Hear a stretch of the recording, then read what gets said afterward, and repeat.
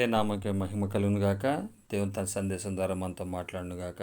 నేడు మనం మాట్లాడుకోబోయే అంశం అన్యోన్య సహవాసం గలవారమై ఉందుము. దేవుని తన కనికరం చొప్పున తన మాట ద్వారా మనతో మాట్లాడును గాక.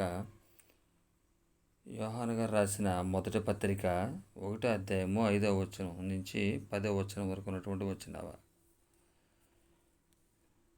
యోహాను గారు రాసిన మొదటి పత్రిక 1వ అధ్యాయము 5వ వచనం నుంచి 10వ వచనం వరకు ఉన్న వాక్య భాగాన్ని ఈరోజు ధ్యానాంశంగా చూద్దాం. ధ్యానాంశము అన్యోన్య సహవాసం గలవారమై ఉందుము. 5వ వచనం, మేము ఆయన వలన విని మీకు ప్రకటించు వర్తమానమేమనగా, దేవుడు వెలుగై ఉన్నాడు, ఆయన యందు చీకటి ఎంత మాత్రమునూ లేదు. ఇక్కడ యోహాను గారు రాస్తూ మేము ఆయన వలన విని మీకు ప్రకటించే వర్తమానమేమనగా, దేవుడు తన కనికరం చొప్పున శిష్యులుగా ఉన్నటువంటి ఈ యోహాను గారు యేసయ్య దగ్గర ఉండి విని చెప్తున్నటువంటి మాట. అంటే ఇక్కడ ఆయనతో పాటు ఉన్నటువంటి ఒక శిష్యుడు, ప్రియ శిష్యుడుగా మనం యోహాను గారిని చూస్తాం. యోహాను గారు దేవుని గురించి తెలియపరుస్తున్నాడు. చెప్పే వర్తమానం ఏంటంటే, దేవుడు ఒకటి వెలుగై ఉన్నాడు. దేవుడు ఎలా ఉన్నాడు అంటున్నాడు? ఆయన వెలుగై ఉన్నాడు. ఆయన యందు చీకటి ఎంత మాత్రమునూ లేదు. బై గాడ్ గ్రేస్, హల్లెలూయా. సర్వగంత మహిమేసేకి చెందునుగాక. దేవుడు వెలుగై ఉన్నాడు. మనం చూసినట్లయితే చీకటి, వెలుగు, వీటిలో మనకి ఎక్కువ ఇష్టపడేదే, మనము దేవునిలో నడుచుకునే వాళ్ళకి ఎక్కువ ఇష్టమైంది వెలుగు. చీకటి కార్యాలు చేసేవారికి, చీకటితోటి అవసరం ఉన్నవారు, దుష్ట సాంగత్యం, దుష్టులతో నడిచేవారికి చీకటి అవసరం. అయితే ఈ వర్తమానము, ఈ బైబిల్ గ్రంథం ధ్యానిస్తున్న మనందరికీ కూడా దేవుని యొక్క వెలుగై ఉన్నటువంటి వారం. వెలుగై ఉన్నాడు మన దేవుడు. కాబట్టి ఆయన్ని మనం వెంబడిస్తున్నాం. ఆయన వాక్యం మనం సంధించుట చేత, దర్శించుట చేత తన కనికరం చొప్పున ఈ మార్గంలో మనం నడుస్తున్నాం. వెలుగు సంబంధమైనటువంటి మనము ఆయన యందు చీకటి ఎంత మాత్రము లేదని గ్రహించి మనం నడుస్తున్నాం. అలాగే అటువంటి చీకటి మన జీవితాల్లో ఉండకూడదని ఈ యొక్క పత్రిక రాస్తున్నటువంటి యోహాను గారి యొక్క ఉద్దేశమే ఉన్నట్టుగా మనకు కనబడుతుంది. ఎందుకంటే మేము ప్రకటించే వర్తమానం ఏదంటే, వెలుగై ఉన్నాడు దేవుడు, ఆయన యందు చీకటి ఎంత మాత్రం కూడా లేదు, దానికి మేము సాక్షులము అన్నట్టుగా ఆయన తెలియపరుస్తున్నాడు. కనుక అటువంటి సాక్ష్యాన్ని తెలియపరుస్తూ చీకటి ఎంత మాత్రం లేదు. అయితే ఇక్కడ చెప్పుట గల కారణం ఏంటంటే, ఆయనతో కూడా సహవాసం గలవారమని చెప్పుకొని చీకటిలో నడిచిన యెడల మనం అబద్ధమాడుచు సత్యమును జరిగింపుకొందుము. ఇక్కడ ఆయనతో కూడా సహవాసం గలవారమని చెప్పుకొని మరలా చీకటిలో నడిస్తే మీరు దానికి చెప్పనవసరం లేదు. దానికి సిగ్నల్స్ ఏంటంటే, మీరు చెబుతుంది ఒకటి, చేస్తుంది ఒకటి, అయితే అది అబద్ధమాడుతున్నారు, సత్యం జరిగించట్లేదు. ఆయనతో సహవాసము గలవారమని చెప్పుకుంటున్నారే కానీ చెప్పుకుని చీకటిలో నడిచిన యెడల. ఇక్కడ 1వ అధ్యాయంలో 1వ వచనం నుంచి మనం చూసినట్లయితే, ఇది రాస్తున్నటువంటి వారు ఎవరో ఇక్కడ వివరంగా మనకి ఇవ్వటం జరిగింది. ఒకసారి 1వ అధ్యాయం 1 నుంచి ఉన్నటువంటి వచనాలు చూద్దాం. జీవవాక్యమును గూర్చినది ఆది నుండి ఏది యుండెనో, మేమేది వింటిమో, కనులార ఏది చూచితమో, ఏది నిదానించి కనుగొంటిమో, మా చేతులు దేనిని తాకి చూచెనో అది మీకు తెలియజేయుచున్నాము. ఆ జీవము ప్రత్యక్షమాయెను, తండ్రి యొద్ద ఉండి మాకు ప్రత్యక్షమైన ఆ నిత్య జీవమును మేము చూచి ఆ జీవమును గురించి సాక్ష్యమిచ్చుచు దానిని మీకు తెలియపరచుచున్నాము. మాతో కూడా మీకును సహవాసము కలుగునట్లు మేము చూచిన దానిని, వినిన దానిని మీకు తెలియజేయుచున్నాము. మన సహవాసం అయితే తండ్రితో కూడాను ఆయన కుమారుడైన యేసుక్రీస్తుతో కూడాను ఉన్నది. మన సంతోషము పరిపూర్ణమవుటకై మేమీ సంగతులు వ్రాయుచున్నాము. హల్లెలూయా. యోహాను గారు తన యొక్క సందేశాన్ని చెబుతూ మాతో కూడా మీకు సహవాసం కలుగునట్లు, అలాగే పరిపూర్ణమవుటకై మేము ఈ సంగతులు వ్రాయిచున్నాము. మన సంతోషము పరిపూర్ణమవుటకై. ఇక్కడ 2 వాక్యాలు మనకు కనబడతాయి. మాతో కూడా మీకు సహవాసం కలుగునట్లు. మనందరం కూడా నేడు క్రైస్తవ జీవితంలో సహోదరులుగా ఒకరికొకరు చేయూతనిచ్చుకునేవారిగా ఉండి సహవాసముగా అనుసరించాలి దేవుణ్ణి. ఇది ఒకరికి చెందింది కాదు. ఇది సహవాసముతో వచ్చే మంచి సహవాసముగా మార్పు చెందేటువంటిది క్రైస్తవ జీవితం. ఎందుకంటే వెలుగు సంబంధులం మనం. మన దేవుడు వెలుగై ఉన్నాడు. వెలుగైన దేవుని యొక్క గుణం ఏంటంటే సహవాసము చేయుట. ఆయనకి ఎంతో ఇష్టమైనటువంటిది. మాతో కూడా మీకు సహవాసం కలుగునట్లు మేము చూచిన దాన్ని వినిన దాన్ని మీకు తెలియజేయుచున్నాము. వాట్ వీ ఎక్స్పీరియన్స్, ఏదైతే మేము ఎక్స్పీరియన్స్ చేశామో, ఏదైతే మేము చూసామో, ఏ విధమైనటువంటి సహవాసంలో మేము జీవించామో అది మీకు తెలియజేయుచున్నాం. మా సహవాసం అయితే తండ్రితో కూడాను ఆయన కుమారుడైన యేసుక్రీస్తుతో కూడాను ఉన్నది.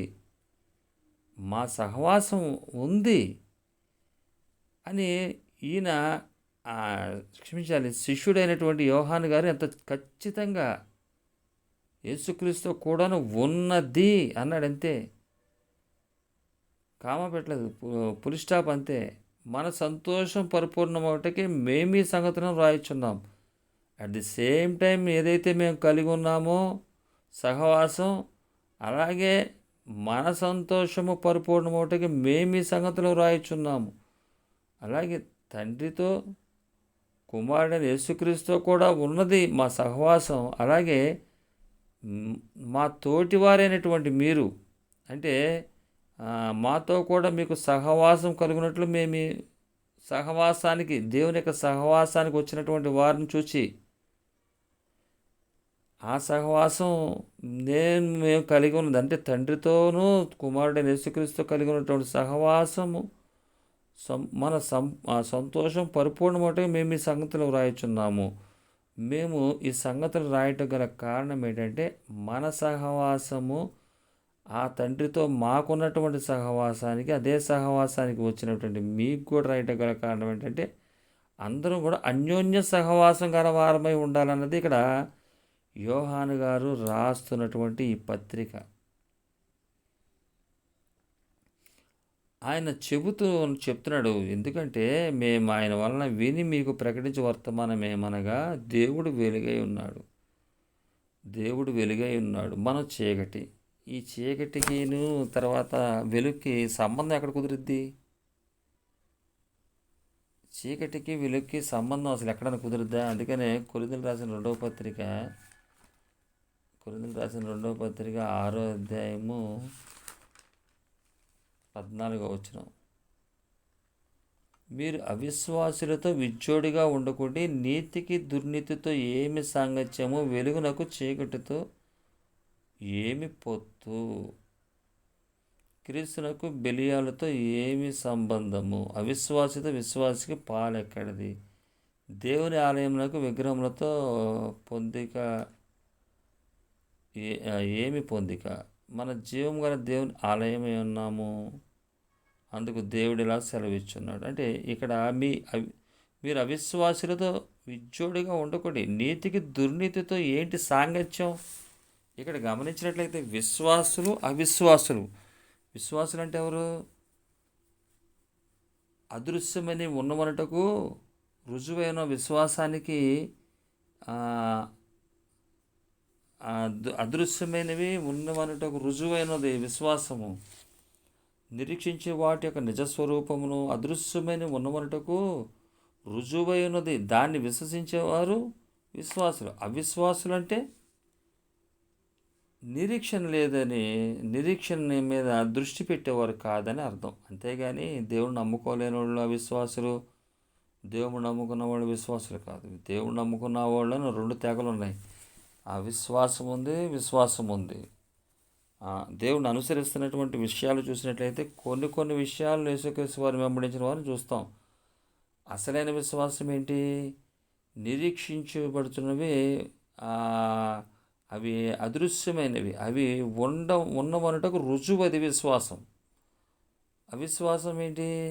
క్షయమైపోయి వాటి మీద పెట్టే విశ్వాసం. అవిశ్వాసితో విశ్వాసికి పాలెక్కడది? క్రీస్తునకు బెలియాలతో ఏమి సంబంధం?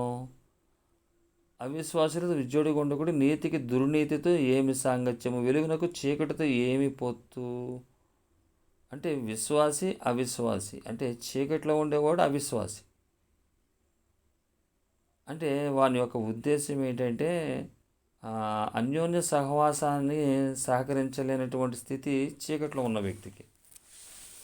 అందుకనే ఇక్కడ రాస్తున్నటువంటి యోహాను గారు ఆయనతో కూడా సహవాసం గలవారమని చెప్పుకొని చీకట్లో నడిచిన యెడల మనం అబద్ధమాడుచు సత్యమును జరిగింపకుందుము. ఆయనందు చీకటి ఎంత మాత్రం కూడా లేదు.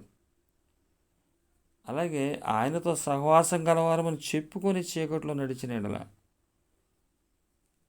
చెప్పుకొని దేవుడిలో సహవాసం గలవారని చెప్తున్నారు, చేయట్లేదు. అంటే ఆయన సహవాసం అంటే తన సహోదరుని అంటాడు. 4వ అధ్యాయము యోహాను రాసిన ఇదే పత్రిక 4వ అధ్యాయము 2వ అధ్యాయం 11వ వచనం. 2వ అధ్యాయం 11వ వచనం, తన సహోదరుని ద్వేషించేవాడు చీకట్లో ఉండి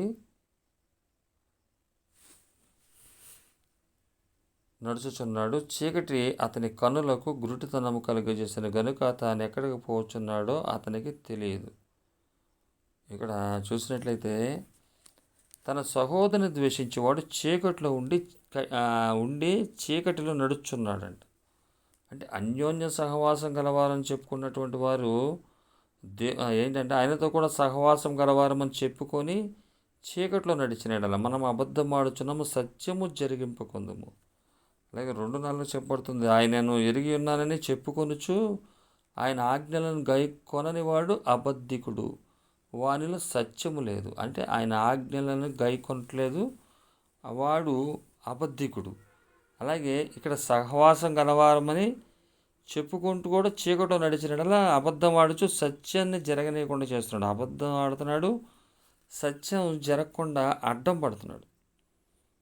అయితే ఆయన వెలుగులోనున్న ప్రకారం మనమును వెలుగులో నడిచిన యెడల మనం అన్యోన్య సహవాసం గలవారమై ఉందుము. హల్లెలూయా. దేవుని యొక్క కోరిక ఏంటంటే ఆయన వెలుగులో ఉన్న ప్రకారం మనమును కూడా వెలుగులో నడిస్తే ఏం చేస్తాం? అన్యోన్య సహవాసం గలవారమై ఉంటాం. మనకి వాక్యాలన్నీ కూడా అర్థం అవుతాయి. వెలుగులో ఉన్నప్పుడు బైబిల్ చదవగలుగుతాం, చీకట్లో బైబిల్ మనకు అర్థం అవుతుందా? అర్థం కాదు. బైబిల్ ఎప్పుడు మనకు అర్థమవుతుంది? వెలుగులో ఉన్నప్పుడు చదివితేనే మనకు అర్థమవుతుంది. ఆ వెలుగులో ప్రకారం ఆయన వెలుగులో ఉన్న ప్రకారము మనము వెలుగులో నడిచిన యెడల మనం అన్యోన్య సహవాసం గలవారై ఉంటాం. అప్పుడు ఆయన కుమారుడైన యేసు రక్తం ప్రతి పాపంలో నుండి మనం పవిత్రులుగా చేయును. హల్లెలూయా. ఎప్పుడు మన పాపాలు పవిత్రపరచబడతాయంటే అన్యోన్య సహవాసము గలవారమై వెలుగులో నడిచినప్పుడే ప్రతి పాపము నుండి మనల్ని పవిత్రులుగా, ప్రతి పాపం నుండి పరచబడతాం. అది దేవుని యొక్క కనికరం చొప్పున జరిగేటువంటి విషయం. హల్లెలూయా. అన్యోన్య సహవాసం ఇక్కడ యోహాను గారు తండ్రితోనూ యేసుక్రీస్తు వారితోనూ ఉంది. అలాగే ఆ యొక్క మాతో కూడా మీకును సహవాసం కలుగునట్లు, అంటే ప్రతి క్రైస్తవుడు కూడా వెలుగుతో సంబంధం కలిగి వెలుగైనటువంటి దేవుని వెంబడిస్తూ వెలుగులో నడిచినట్లయితే వెలుగులో ఉన్న ప్రకారం ఆయన వెలుగులో ఉన్న ప్రకారం మనమును వెలుగులో నడిచిన యెడల మనం అన్యోన్య సహవాసం గలవారమే ఉందుము. ఇక్కడ గుర్తుపట్టాల్సింది ఏంటంటే అన్యోన్య సహవాసం గలవారమై ఉన్నాము అని ఎప్పుడు ఆయన వెలుగై ఉన్న ప్రకారం మనము వెలుగులో నడిస్తే అన్యోన్య సహవాసం గలవారమై ఉందుము. అన్యోన్య సహవాసము అప్పుడు దానికి గుర్తుగా. అయితే అన్యోన్య సహవాసం కలిగి ఉండటం చేతే అప్పుడు ఆ విధమైనటువంటి స్థితి జరిగినప్పుడే యేసు రక్తం ప్రతి పాపముల నుండి పవిత్రులుగా చేయును. హల్లెలూయా, హల్లెలూయా. యేసయ్య రక్తం ఎప్పుడు పవిత్రులుగా చేస్తుందంట?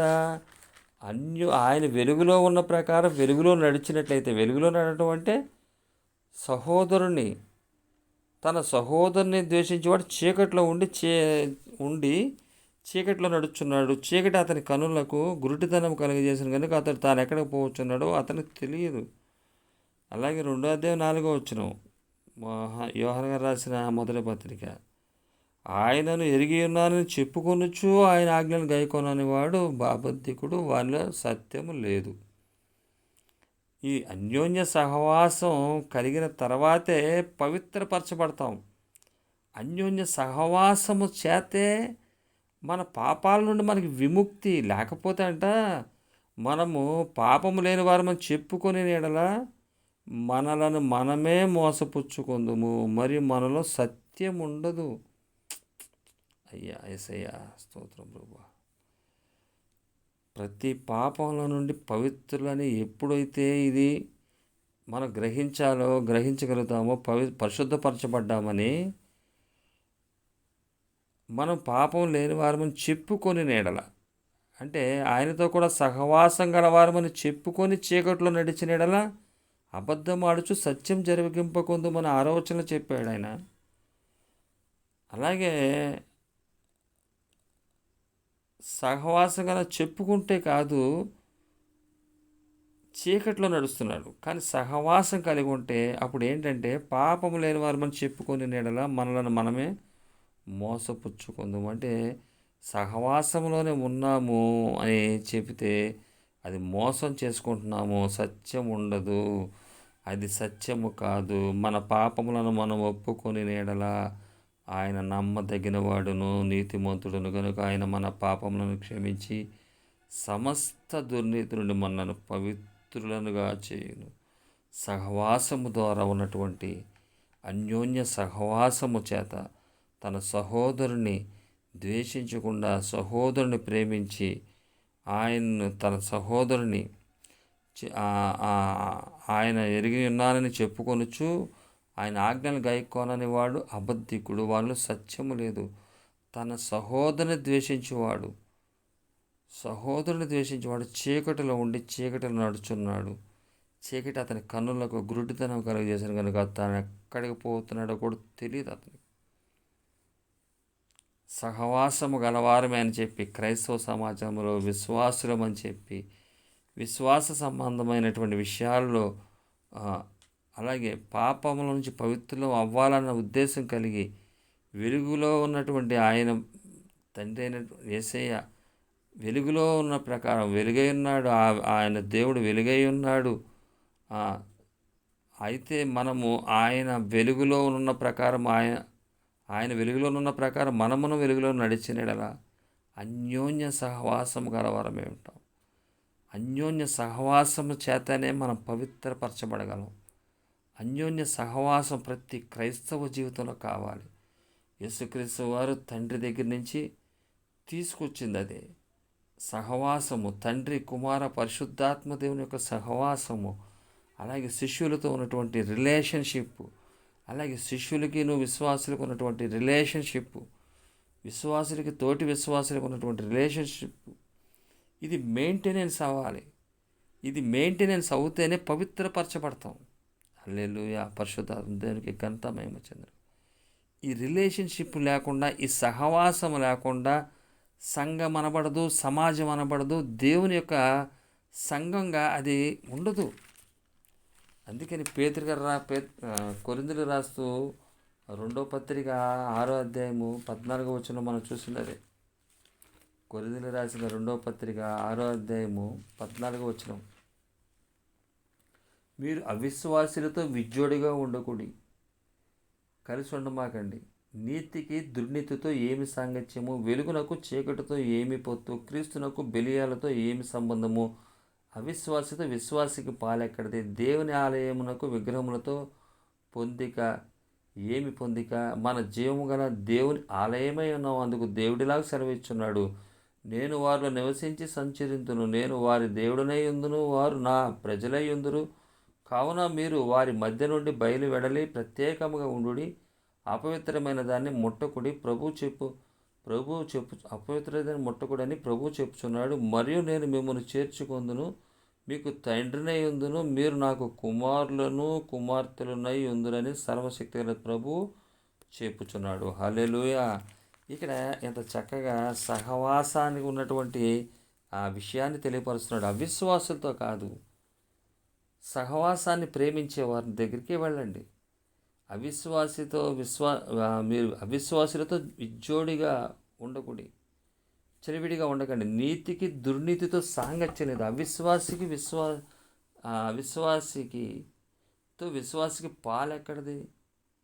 కాబట్టి దేనికోసం ఒక దేవుని ఆలయంగా ఉన్నాము, మనము జీవం గల దేవుని ఆలయమై ఉన్నాము కనుక ఆలయంగా ఉన్నవారు అందరం కూడా దేవుని ఆలయంగా ఉన్నవారు సహవాసంగా ఉండాలి, సాటి అవయవాలుగా కలిసి ఉండాలి. అందుకు దేవుడిలా సెలవు ఇస్తున్నాడు, నేను వారిలో నివసించి సంచరిద్దును. వారిలో నివసించి సహవాసంలో ఉన్న వారిలో నివసిస్తాడు, ఆయన సంచరిస్తాడు. నేను వారి దేవుడనై ఉందును, వారికి దేవుడనై ఉంటాను, వారు నాకు ప్రజలై ఉందురు. ఎవరు వీళ్ళు? అన్యోన్య సహవాసము గలవారు. ఈరోజు సహవాసములో దోషాలు చూసినట్లయితే ఇదివరకు రోజుల్లో ఒక్కొక్క ప్రాంతానికి పడేది కాదు, కులానికి పడేది కాదు, తర్వాత కలర్గా అందంగా ఉన్న వారికి అందం లేని వారికి పడేది కాదు. నేడు ఒకటే విషయం మనం చూసినట్లయితే ప్రాంతాల వారు కలిసి ఉంటున్నారు, తర్వాత అందంగా లేని వారు కలిసి ఉంటున్నారు, చదువు లేని వారు చదువుకున్నవారు కలిసి ఉంటున్నారు, తర్వాత కులాలని ప్రక్కన పెట్టేసి ఉంటున్నారు. కానీ డబ్బు ఒక విధంగా చూస్తే ఇప్పుడు వ్యత్యాసం చేస్తుంది, సహవాసాన్ని లేకుండా చేస్తుంది, సహవాసానికి దూరంగా ఉంటుంది. అంటే ధనికుడు పేదవాడు ఇది కలవలేనటువంటి స్థితి. ఈ సహవాసము విశ్వాసికి పాలెక్కడది, అవిశ్వాసితో విశ్వాసికి పాలెక్కడది. దేవుని ఆలయమునకు విగ్రహములతో పొందిక ఏమి పొందిక? ఈ విధంగా చూస్తే సహవాసముతో ఉన్న సందర్భాన్ని దేవుడు జీవము గల దేవుని ఆలయమై ఉన్నాము, అందుకు దేవుడిలా సెలవిచ్చున్నాడు. మనము జీవము గల దేవుని ఆలయమై ఉన్నాము. ఆలయంలో సహవాసం ఉండాల, సంఘంలో సహవాసం ఉండాల, అన్యోన్య సహవాసము కలవారమై ఉంటేనే మన పాపాలకు పవిత్రత వస్తుంది. హల్లెలూయా. తన సహోదరుని ద్వేషించేవాడు చీకట్లో నడుచున్నాడంట. చీకటి అతని కన్నులను గుడ్డితనం కలుగజేస్తుందంట. తన సహోదరుని ప్రేమించలేనివాడు, తన అన్నని, తన తమ్ముడిని, తన అక్కని, తన చెల్లిని ప్రేమించలేనటువంటి వాని పరిస్థితి ఏంటన్నది ఇక్కడ వివరంగా రాయబడుతుంది. అన్యోన్య సహవాసాన్ని అనుకున్నటువంటి ప్రాధాన్యత ఏంటంటే యేసు రక్తం ప్రతి పాపముల నుండి మనలను పవిత్రులుగా చేస్తుంది, పరిశుద్ధులుగా చేస్తుంది. అన్యోన్య సహవాసం గలవారమైతేనే అది జరుగుతుంది. యేసయ్య రక్తం అది ఎప్పుడు పరిశుద్ధపరుస్తుందంటే, పవిత్రపరుస్తుందంటే ఇక్కడ చాలా వివరంగా చెప్తున్నాడు ఆయన. దేవుడు వెలుగై ఉన్నాడు, ఆయన వెలుగులోనున్న ప్రకారము మనమును వెలుగులో నడిచినడలా మనం అన్యోన్య సహవాసం గలవారయుందుము. అప్పుడు ఆయన కుమారుడైన యేసు రక్తం ప్రతి పాపముల నుండి మనల్ని పవిత్రులుగా చేయను, ఇంకా సంపూర్తిగా. అందుకని అంటాడు ఆయన 4వ వచనంలో, యోహాను గారు రాసిన మొదటి పత్రిక 1వ అధ్యాయం 4వ వచనంలో, మన సంతోషం పరిపూర్ణమవుటకై మేము ఈ సంగతులను వ్రాయుచున్నాము. ఇప్పుడు మన సంతోషం పరిపూర్ణం అవ్వాలి. సంతోషం సరిపోదు, మన సంతోషం అసంపూర్తిగా ఉండటానికి వీల్లేదు. నేను సహవాసంలోనే ఉన్నాను, నేను సహోదరుని ప్రేమిస్తున్నానని ధనికుడు చెప్పొచ్చేమో కానీ అది జరగనటువంటి పని. ధనం సమస్త కీడులకు ముఖ్యం. ఆ మూలం అది. ఆ ధనం ఏం చేస్తుందంటే సహవాసాన్ని దూరపరుస్తుంది, స్నేహాన్ని దూరం చేస్తుంది, రక్త సంబంధాలని దూరం చేస్తుంది. దేవుడు వెలుగై ఉన్నాడు. వెలుగై ఉన్నటువంటి దేవునికి వెలుగు ప్రకాశం ఒకే విధంగా ఉంటుంది. ఇద్దరు నుంచినప్పుడు ఇద్దరికి ఒకటే విధంగా అది స్ప్రెడ్ అవుతుంది. ఆయనలో ఏ యొక్క ఆ, ఇది లేదు, అంటే ఆయనలో ఏ పార్షియాలిటీ లేదు, పక్షపాతం లేనటువంటి దేవుడు మన దేవుడు. దేవుడు వెలుగై ఉన్నాడు. ఆ వెలుగై ఉన్నటువంటి దేవుడితో వెలుగులో ఉన్న ప్రకారం మనం కూడా వెలుగులో నడిస్తే అన్యోన్య సహవాసం గలవారు. క్రైస్తవ జీవితం అంటే మాటలు కాదు, అది క్రియారూపంగా జరిగించాల్సినటువంటి కార్యం. అది చక్కగా సహవాసముతోటి నడవాలని చెప్పి యోహాను గారు ఈ పత్రిక రాస్తున్నాడు. మేము ఆయన వలన విని మీకు ప్రకటించే వర్తమానమేమనగా, మేము ఆయన వలన యేసయ్య వల్ల విన్నారాళ్ళు. ఆ వర్తమానాన్ని తెలియపరుస్తున్నాడు ఆయన. తండ్రితోనూ ఆయన కుమారుడైన యేసుక్రీస్తుతో కూడా ఉన్నది మా సహవాసం. అయితే మన సహవాసం అయితే తండ్రితోనూ కూడాను ఆయన కుమారుడైన యేసుక్రీస్తుతో కూడాను ఉన్నది. మన సంతోషము పరిపూర్ణమవుటకే మేము ఈ సంగతులు రాయించున్నామంటే, ఇప్పుడు మన సహోదరులతో మన సహవాసం కలిగి ఉన్నప్పుడు ఎక్కడి దాకా అది ప్రయాణం చేస్తుందంటే దేవుని వరకు వెళుతుంది. మనకున్న ముందున్న వారికి సహవాసం అది చైన్గా వెళుతుంది. అంతకుముందు వారికి అలాగా శిష్యుల దగ్గర నుంచి యేసుక్రీస్తు వారికి, యేసుక్రీస్తు వారి నుంచి దేవుడి దగ్గరికి ఈ యొక్క సంపూర్ణమవుతుంది ఆ సహవాసము. అన్యోన్య సహవాసము ప్రారంభించిన దగ్గర నుంచి ముగింపు వరకు ఒకటే తాటి మీద ఉంటుంది. సహవాసంలో ఉన్నవారు వారినే ఆయన పిలుస్తున్నాడు. కొరింథీయులకు రాసిన 2వ పత్రిక 6వ అధ్యాయము దేవాలయంగా పిలుస్తున్నాడు. నేను వారిలో నివసించి సంచరింతును. యేసు తండ్రి అయినటువంటి దేవుడు ప్రారంభించినటువంటి జీవం, మానవునికి ఏదైతే ఇచ్చాడో ఆ జీవం వరకు ప్రసరింపజేస్తూ వచ్చిందో అంతవరకు ఎవరైతే ఆ సహవాసంలో ఉన్నారో వారందరినీ కూడా కలిపి చెప్తున్నటువంటి మాటగా మనం భావించవచ్చు అని నేను తెలియజేస్తున్నాను. పరిశుద్ధాత్మ దేవుని యొక్క చిత్తాన్ని తెలియజేస్తున్నాను. నేను వారిలో నివసించి సంచరింతును, నేను వారి దేవుడనై యుందును, వారు నా ప్రజలై యుందురు. కావున మీరు వారి మధ్య నుండి బయలువెడలి ప్రత్యేకముగా ఉండుడి. అవిశ్వాసులతో సహవాసాన్ని ఇష్టపడనటువంటి వారితో, చేర్చనటువంటి వారితో బయలువెడలి ప్రత్యేకంగా ఉండుడి. అపవిత్రమైన దాన్ని ముట్టకూడదని ప్రభు చెప్పుచున్నాడు. మరియు నేను మిమ్మల్ని చేర్చుకొందును, మీకు తండ్రినై ఉందును, మీరు నాకు కుమారులను కుమార్తెలనై ఉందునని సర్వశక్తుడు ప్రభు సెలవిచ్చుచున్నాడు.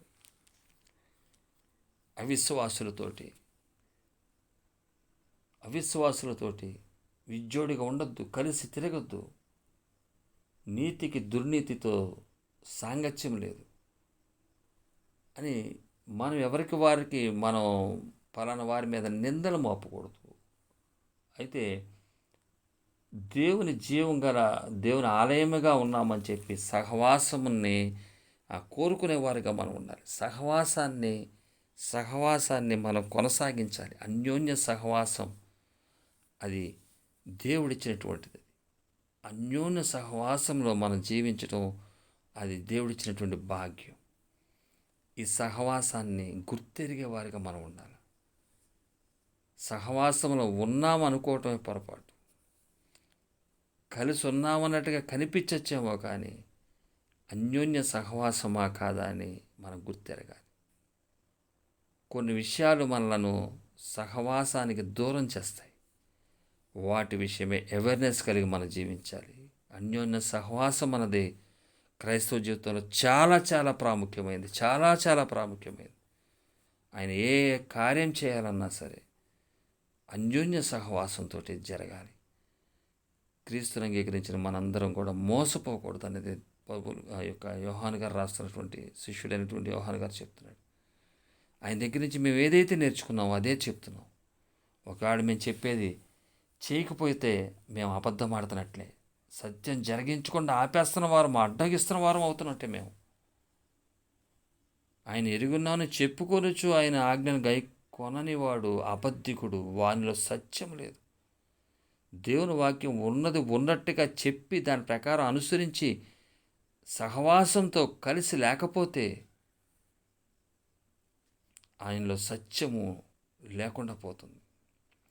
అది సత్యాన్ని జరిగించకుండా అబద్ధాన్ని చేత ఆపుతున్నట్టుగా చీకటి క్రియలను మరలా చూపించి దేవుని సహవాసానికి తూట్లు పొడిచిన వారం కాకూడదనేదే దేవుని యొక్క ఉద్దేశం. బైబిల్ గ్రంథం మొత్తం కూడా సహవాసం, ఐక్యత ఆయనకి ఇష్టమైనది. సహోదరుల ఐక్యత కలిగి నివసించడం ఎంత మేలు, ఎంత మనోహరం అని చెప్పబడుతుంది వాక్యం. అన్యోన్య సహవాసం అన్నది ఆత్మీయ జీవితానికి చాలా ప్రాముఖ్యమైనది. ఎందువల్లంటే పవిత్రపరచబడాలంటే అది కంపల్సరీగా ఉండాల్సిందే. కండిషన్స్ అప్లై, సమస్య లేదు. ఎట్టి పరిస్థితుల్లో అన్యోన్య సహవాసము లేకుండా పాపాలు క్షమించబడ్డాయంటే నా దగ్గర పాపం లేదు, నా పాపాలు క్షమించబడ్డాయని చెప్పేసి అనుకోవటం పొరపాటు. యేసు రక్తం ప్రతి పాపంలో నుండి నన్ను పవిత్రుడిగా చేసింది అనుకోవటం పొరపాటు. అన్యోన్య సహవాసం కలవారం అగుటకే యోహాను గారి పత్రిక రాస్తున్నాడు, చెప్తున్నాడు ఆయన. మాతో కూడా మీకు సహవాసము కలుగునట్లు మేము చూచిన దాన్ని వినిన దాన్ని మీకును తెలియజేస్తున్నాము. మన సహవాసం అయితే తండ్రితో కూడాను ఆయన కుమారుడైన యేసుక్రీస్తుతో కూడాను ఉన్నది. మన సంతోషము సంపూర్ణమగుటకే మేము ఈ సంగతులు వ్రాయిచున్నాము. ఈ సంగతులు ఈరోజు ఈ వర్తమాన దేవుడు మనకి తెలియపరచగల కారణము మన సంతోషం పరిపూర్ణమవుటకై ఈ సంగతులు మనతో చెప్తున్నాడు. అయ్యా పరిశుద్ధాత్మదేవ, తండ్రి అయిన దేవ, తండ్రి కుమార పరిశుద్ధాత్మదేవ, మీకు సర్వగంత మహిమ చెల్లిస్తున్నాం. అయ్యా మీరే మమ్మల్ని బలపరుస్తూ ఈ అన్యోన్య సహవాసాన్ని దేవా తండ్రి ప్రారంభించేవారిగా, కొనసాగించేవారిగా మమ్మల్ని బలపరుస్తున్నట్టుకు వందనాలు. చిన్న ప్రార్థన చేసుకుందాం. పరలోకమందున మా తండ్రి నాయన, నీ వర్తమాన చేత నాతో మాతో మాట్లాడుతున్నావు. నా ప్రభువా, సహవాసం అంటే అది వెలుగు సంబంధులుగా క్రీస్తులో ఉన్నటువంటి సహవాసానికి మేము సాక్షులం అంటున్నాడయ్యా. మేము ఆయన వలన విని మీకు ప్రకటించిన వర్తమానం ఏమనగా అది మేము విని మీకు చెప్తుంది ఏంటంటే దేవుడు వెలుగై ఉన్నాడు. వెలుగు అంటే అర్థం, డెఫినేషన్ ఏంటంటే సహవాసం. వెలుగుకి డెఫినేషనే సహవాసం. దేవుడు వెలుగై ఉన్నాడు, ఆయనందు చీకటి లేదు. చీకటిలో సహవాసం ఉన్నదయ్యా. చీకటి అది తన స్వార్థాన్ని చూసుకుంటుంది. చీకటి అంధకార క్రియలది. వెలుగు సహవాసంతో కూడింది. సహవాసానికి సాదృశ్యమే వెలుగు. వెలుగు సాదృశ్యమే దేవుడు. దేవుడు వెలుగై ఉన్నాడు. వెలుగైన దేవుని యొక్క నేచర్ ఏంటంటే సహవాసం. ఆ సహవాసాన్ని, అన్యోన్య సహవాసాన్ని మేము కలిగి ఉన్నప్పుడు మా ప్రభువా, మా ప్రతి పాపంలో నుండి పవిత్రత చేకూరుతుందయ్యా. పరిశుద్ధులుగా మేము మార్చబడగలుగుతాం. అన్యోన్య సహవాసమే రక్తం నుంచి ప్రతి పాపంలో నుండి మమ్మల్ని పవిత్రగా చేస్తుంది తప్ప అన్యోన్య సహవాసం కలవారమని చెప్పి చేయకుండా ఉన్నట్లయితే నా ప్రభువా, పాపము లేదని చెప్పుకున్నట్లే తండ్రి. అలా నడవకుండా అబద్ధం చెప్పకుండానే అబద్ధాన్ని జరిగిస్తూ సత్యం జరగకుండా చేస్తున్నటువంటి స్థితి అని తెలియపరిచావు అయ్యా. అవేర్నెస్తో మేము ఉండకుంటూ సాధ్యం. మేము గొప్పవాళ్ళం కాదు అయ్యా. నువ్వు వెచ్చబడాలి, మేము తగ్గబడాలి. అయ్యా నువ్వు వెచ్చబడాలి, మేము తగ్గబడాలి. అయ్యా నువ్వు వెచ్చబడాలి, మేము తగ్గబడాలి. నా ప్రభా, ఈ యొక్క జ్ఞానం, ఈ యొక్క ఆత్మ నడిపింపు మీరిస్తేనే తప్ప మేము చేయలేము.